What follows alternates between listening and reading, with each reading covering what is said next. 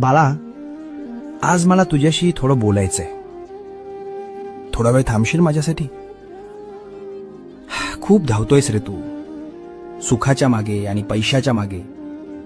पण तरीही रोज रात्री उशीवर डोकं टेकवल्यावर तुला रिकामं का वाटतं?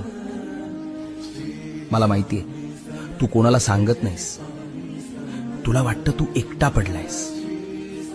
अरे, ज्याच्या डोक्यावर साक्षात ब्रह्मांड नायकाचा हात आहे, तो एकटा कसा असू शकतो?